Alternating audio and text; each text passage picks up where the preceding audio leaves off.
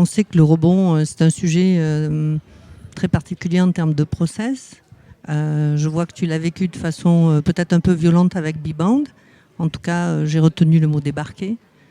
Je ne sais pas si tu as envie de nous en parler, mais plus peut-être du processus qui s'est engagé après pour arriver à faire repousser cette mauvaise herbe, justement. Quelles sont les petites recettes que tu pourrais nous donner qui peuvent servir à d'autres entrepreneurs qui peuvent se retrouver dans les mêmes sujets? Alors, évidemment, je ne sais pas si mes recettes à moi vont s'appliquer aux autres, mais ce qui m'a aidé à rebondir rapidement, parce que 7 ans de sa vie avec un projet qui était le projet de ma vie, et rebondir en 4 mois, tout le monde me dit que c'est super rapide, donc je finis par croire que ça a été super rapide.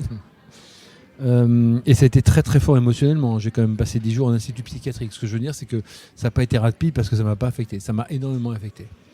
Mais en fait, ce qui se passe, c'est que la première chose, c'est que j'ai lâché prise tout de suite. J'ai pas essayé de combattre l'idée que j'allais m'en sortir, récupérer des choses, etc. J'ai pas essayé de me dire c'est pas ma faute. Je me suis lâché tout de suite en me disant il faut que je comprenne mes propres erreurs. Parce que quand une chose comme celle arrive, évidemment, toutes les erreurs et les mauvaises actions des uns et des autres, on peut les lister facilement dans ce chemin-là.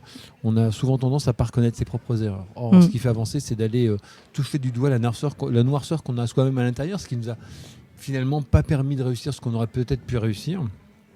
Et c'est exactement ça qui m'a permis de remonter vite. C'est que je me suis dit, je veux savoir quelles sont les erreurs que j'ai faites. Je veux comprendre ces erreurs.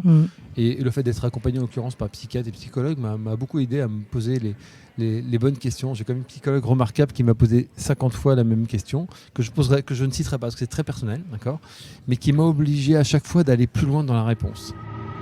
Si ça vous a plu, abonnez-vous à Yaniro Podcast et à la newsletter Yaniro en allant sur le site www.yaniro.co. Bonne écoute!